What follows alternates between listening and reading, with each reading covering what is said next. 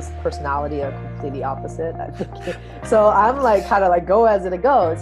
So just personally speaking, there are moments where you realize you absolutely need to scale up other than just being a one person show, getting this everything get done. And that's been a very big struggle. So when I met you, I was like, oh my God, this is amazing.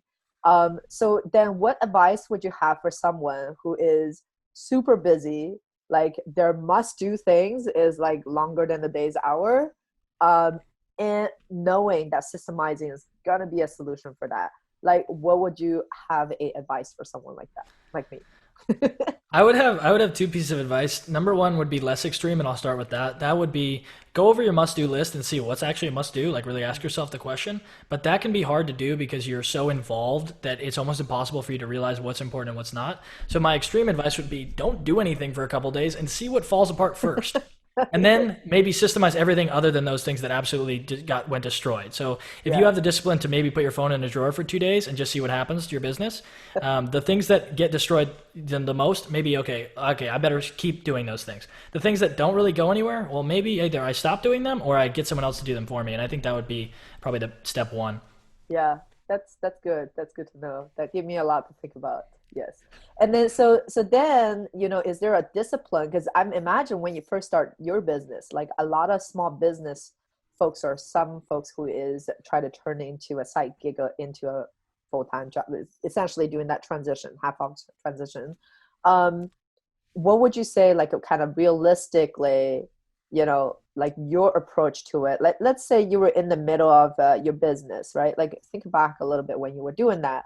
Um, you're a little bit special because you always think about the systems. But as you kind of systemizing, is there like a good amount of hour that you're spending on, or a discipline that you created for yourself, or a system that you created for yourself to build the systems? Yeah. Yeah, so I'd say the morning and night routine for me are absolutely huge because if I win those, then my day is pretty solid. So Mhm. my whole thing is if I wake up and I have a good journaling activity and some serious silent time, and I'm able to, number one, humble myself in the beginning of the day with some spiritual practices because I believe I'm a Christian, right? So I'm reading the Mhm. Bible in the morning, that kind of stuff, and that humbles me and makes me realize like I'm not as cool as I think I am. I'm not as special as I think I am, and it's all been given to me, and I'll get cool, and that's good. Square one, right? Get the foundation solid, and then Mhm. I'll start to journal and ask questions about my day and start to, as you posit questions to yourself, you get some crazy answers. So I've really started to, you know, question everything and just start asking questions that I'm not even sure I can get an answer to, but I'll just ask them anyways and see what happens. And Mhm. then, as I go through the day, those will get answered, or I'll go on a run and that'll get answered. My run really weirdly, it'll just hit me like a thunderbolt, which is cool. So I'll try to do those things. And that Mhm. really helps me start to think about systems. What do I hate doing? What do I not want to ever do again? What could I get someone else to Mhm. do? Is it Mhm. really important that I do this? Those kinds of things. What's actually getting me results in my business and what's just like busy work? What can Yeah. I completely drop and wouldn't change? Like just questions like that all day long.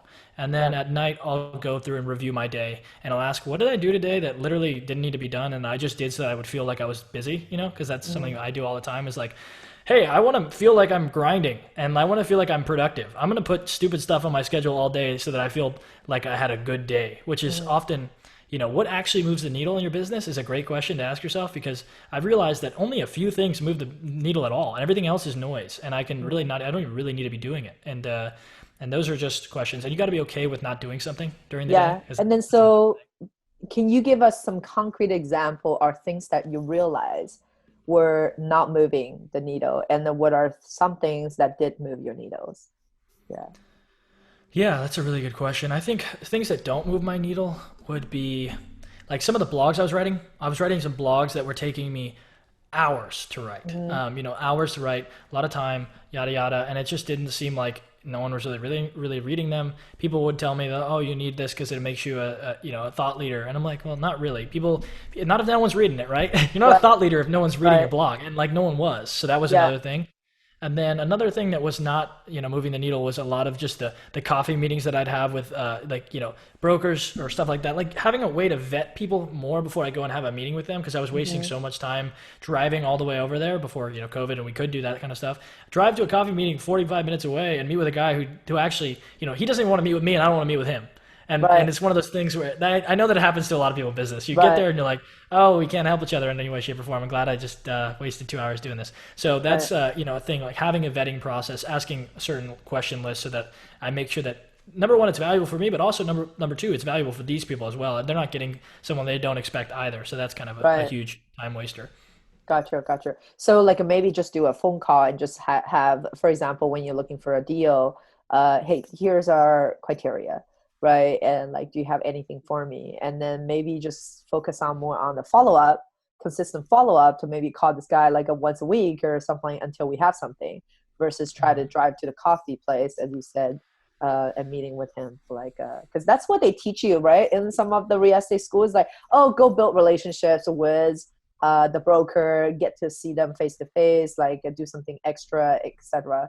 But I found that it's not extremely productive. Yeah. Yeah. I think that's the theme here too. Is like this whole control thing of like people say I gotta go meet the guy in person. It's different face to face. All this stuff. Number one is I've found that it isn't. As much as it's like a kind of a cognitive error, you think that it is, but it's really not Mm, at all. It doesn't really move the needle. And then number two, I have to invest near me so I can touch, feel, and see my building.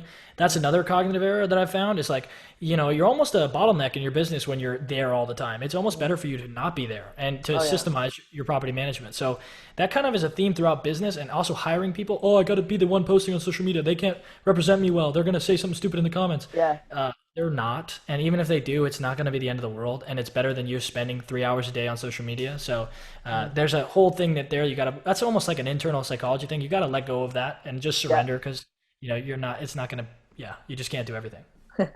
Yes, I think you're speaking all that is like me. So we're definitely getting together and figure out like how you can kind of help me and get out the working in the business, right? And that's very important, is to kind of not work in the business, because in the beginning, I think it is. Would you suggest to someone do work in the business in the beginning, at least to kind of figure out what the steps are all needed, and then kind of step it up? Because if you don't know how to do something, would you trust someone who is more seasoned to do the things that you don't really know?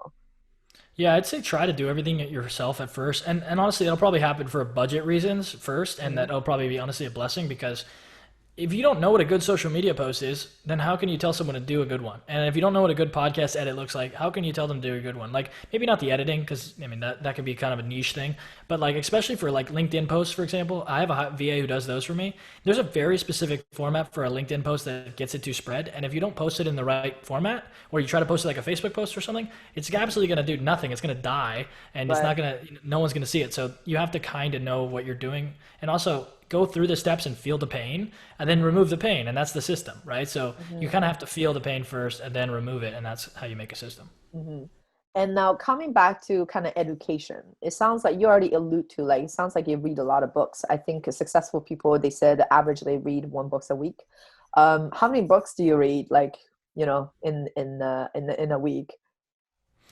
Yeah, so when I first started, like the first year, I was reading almost 3 books a week, if counting Wow. audiobooks. And that was honestly because I didn't really get good at reading until later because I was dyslexic. So when I figured out how to read in a Mm-hmm. specific way, I was obsessed with it, and I, Yeah. I still kind of am. So I read at least a book a week. And again, I'm in like the Bible every morning, so I get Mm-hmm. a lot of reading in that situation. But for me, it became a weird thing where I'm teaching myself to read, and I can't read word to word really, which is an interesting thing. So I have to read like in segments. So that kind of helps me read faster because it's just Yeah. the only way I can read. So I end up reading very fast in an interesting way because I can only read in these segments. I have to break the lines into groups, into like, yeah. So it's an interesting way of reading, and it kind of was hard to learn, but now that I've learned it, Mm-hmm. it's awesome. So that's been kind of a secret kind of trick in some sense. That's nice. That's nice. That's awesome. So I feel really amazed because you literally like turned something that was your disability, or people label it disability, into kind of your superpower, right? And that's amazing. Yeah. I think that's kind Uh, of how everything is. The whole world's kind of shrouded in that. I've noticed every time that I think something sucks, it typically turns out to be a strength in some way. yeah, that's awesome, because that remind me another Tony Robbins saying. It's I can't repeat the exact words. That's something I'm not good at. But it was kind of, he was talking about the struggles that you've done in the past is actually a blessing, because it helped you, like all these things you did to kind of compensate or overcome it has become a blessing for you, because you can actually now, you're being stretched so much that you are actually above, your ability in that particular area is actually above everybody else's. So it's also turned into a strength, essentially. Yeah, because I think the example, like, I'm thinking about my partners, they had a super busy schedule. They were living in properties before. So they were working like, 20 hours a day, some like that. So now if you really not need to kind of stretch it, they could kind of do that, like being working so long. They're like, it's nothing compared to what I used to do before, as example. That's awesome. So I got a couple other questions. What are some of the, I guess you kind of touched on that, but tell us what your night routine look like, like to get prepared for the day or get conclusion for the day. The question I was supposed to ask your whole day routine, but you obviously already shared with us how the day kind of started. But how did it actually end for you? Yeah, so it's a lot of reflection. And again, I'm reading the Bible again before I go to bed, and it's just a little bit weird. But yeah, I know it's kind of like almost unpopular to say that, but like I gotta say it because it's the No. truth, right? So that's Yeah. what I do every day. I'm trying to do that at night, and again, because it's humility, right? Like for me, and this is just like being completely transparent with everybody. It's hard to be humble. Like I think that's a huge thing that's difficult for everyone, and I totally am aware of the fact that like yeah, you want to tell yourself these stories about how awesome you are every day, right? Like, oh, look at me, I'm doing this, all I'm doing that. It's like, dude, you gotta like crush that before it like starts to really grow into a weed in your mind. So I try to do that twice a day because that's been as a Division 1 athlete and as an athlete, and as like that whole persona that you develop to become an athlete because you're competing with people every day and you want to be better Mm-hmm. than them, right? Because Mm-hmm. you're an athlete. So that is kind of like almost like a bug and a feature that I have where it's like I can compete really hard and yada yada, but I can also get carried away and start telling myself I'm super awesome, which is something Mm-hmm. that's really dangerous because when you think you're awesome at something, you don't improve. And Yeah. when you don't improve, you get caught, and then you're not awesome anymore. So it's like Yeah. you have to kind of always come back to an objective reality that is everyone's the same. I'm no better than anyone else. I have to keep working hard. I can't start to think I'm some special gift to some people. So I'm not. You know what I mean? Yeah. So that's a huge part of my routines is to continue to bring myself back to center, and then I'll do a lot of reflection on how the day went. Because honestly, if you can improve your day just like the day before, and then the next day slightly better, and then the next day slightly better, you're going to be in a crazy different position in about a year. So Yeah. that's really all the night routine is like how can I make sure that I don't get in these like little ruts where I just do the same thing every day. I like start to Yeah. think about like how I can keep improving every day. Mm-hmm. Mm-hmm. That's very inspiring. Um, and so, kind of going back to your system again, you allude to VA, which, by the way, for our viewer, this is virtual assistant, and these are folks that we hire across the sea potentially. Maybe some are local, you can be, and then for a much lower cost. So, virtual assistant is what that is. As you alluded before, they're usually really good following instructions, but they're not very good with creative thinking. Also, there's a language barrier, etc. So, how did you go about hire your first VA? I think that itself is also a lot of challenge for people currently. And so, like, what is a good vetting process for you for a VA? Yeah, so I think that great interview question would be to try to get them to do something related to the job in a sample way. Mm-hmm. Not using it in order to get free work done, but maybe giving, like, if you're hiring them to do Excel spreadsheet stuff, maybe sending them a sample Excel document to use, like, and a small thing that would take them like 30 minutes, but they got to sit Mm-hmm. down and they have to have the skill that you're trying to hire them for. That's a huge thing. And also to weed out the people who are not that dedicated because they won't even just do the task. You want to make sure that the hurdle is high enough to where this person's got to have to sit down and they're going to have to think about it and do it. But it's Mm-hmm. not going to be so hard that it's going to take hours, and it's not going to be so easy that they can just buzz it out in 15 minutes. So Mm-hmm. it's something there in that task to get them to do it in the interview, and then also having them do some sort of a free personality test, like maybe the DISC assessment on Tony Robbins' website, so that Mm-hmm. you can see that if I'm hiring an Excel guy, I want him to be an analytical individual who wants to sit down and be introverted and be on spreadsheets, not Mm-hmm. someone who wants to go out and socialize and be like hanging out with the crew, right? There, that's not really what I'm hiring you for. So that's another Right. thing. And then lastly, you want to look at their success rate or job success reviews, and you want to kind of be above 96%. And you want to have them having made at least $10,000 on Upwork. Mm-hmm. And then you also want to look for the reviews, and you want to find at least 1 to 2 reviews that are like glowing. Like if you don't find a glowing review from someone, then don't hire them because people, if you find a good VA, and I know this as I'll write the review, I'll write a very long, amazing review for a guy if they're Yeah. good. Like the guy I have on PowerPoints right now, I'm not going to tell the names. I don't want anyone to steal him, but Yeah. but yeah, he's amazing. And I've written him a review that's like, if anyone saw that, they'd be like, this is the man that we need. And I Right. think that everyone who finds a good VA says that. So you want to look for a review that's like, this is the guy. He's amazing. His work was outstanding. He changed my business. Like that's the kind of review you Right. want to hear. And if you don't see that, then don't hire the guy. And you have to be selective and be patient because a bad hire will cost you way more time and money than just being patient and waiting for that Right. good hire. Yeah. And so, do you have, I guess this is kind of wearing a different hat. Do you have any advice for people who are not like you? They're not system oriented because we all built differently, right? And there's a weakness and strengths that we all elude. So, do you have a guy or girl? Do you have any advice for people who are not thinking systematically all the time? What is kind of your best advice to these folks? Because we don't, right? So the question is, yeah. No, I don't think you are at all. I think that the systems thinking comes from reflecting on how your day went, and potentially you're not able to visualize it as well because my brain's set up a little bit differently. But maybe you can tell yourself a story, or you can write the day down. Like depends on how your brain works. I don't think the systems is the feature for me. I think that it's the byproduct of the way that I'm thinking about my day and the way that I'm thinking in general. I'm visualizing the whole day. But if that doesn't work for you, I know a lot of people are very much better at writing than I am, and they're very much better at maybe like speaking. So hopefully maybe you talk through the whole day. Oh, 8 a.m. I woke up and then I went to the store, then I did this. Oh, that was horrible. Maybe I don't do that next time. Stuff like that. Instead of me closing my eyes and visualizing it, maybe that's a different thing. But the process of looking back at the activities that you did prior to the Yeah. moment you're in now and evaluating them, that's kind of how you create systems. So I think anyone can do that. You may just have to go about the review process differently with a different mechanism. That's awesome. That's awesome. Well, everything over here is gold. Like literally, Kyle. Like I'm so glad to have you come over here and then share with our viewers on this. So I have a couple other questions and we'll wrap up our interview. What are some books that you're reading right now? I think the E Myth is a great book and it relates a lot to what we're talking about. It's, the whole thing about not working in your business, but on your business. And it's the reason why almost every small business fails. And I think that it's super true. And it talks all about the hurdles when hiring and all the systems involved with that. So. Hmm. Hmm. Gotcha. Gotcha. Over. Awesome. And tell us a little bit about your kind of business, like your school that you're starting, or you have been doing private coaching for folks kind of your age. And I'm just going to share over here the website that we have queued up.